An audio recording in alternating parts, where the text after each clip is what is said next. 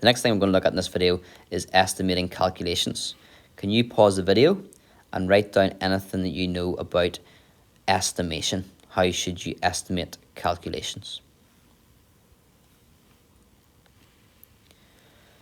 So there's a technique which we use to estimate calculations, and it is to round each number to one significant figure that's in the question. And then once you've done that, then you do the calculation.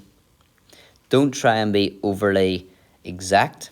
Just try and stick to this technique. And if it doesn't work, if it falls down, then you'd be a little bit more accurate. But if you can do it this way, then you do it that way. Pause the video and try example 22. In example 22, we have 10.9 minus 2.4, all divided by 3.75. We have to estimate the answer to that. So we round to one significant figure, each number.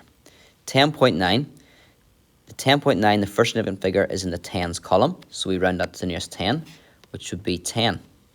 It's not 11.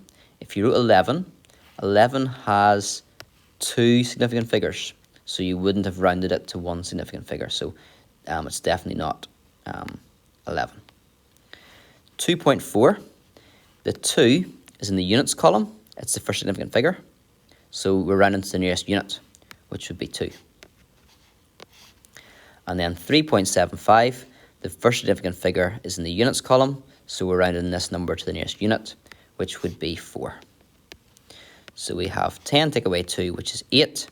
8 divided by 4, which is 2. If you do this method, it should end up, the numbers work out nicely for you. It's not intended to be a tricky calculation.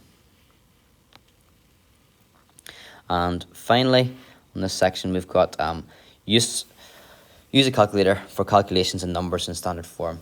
Just practice that. You can get your calculator and use the exercises in the textbook to do that.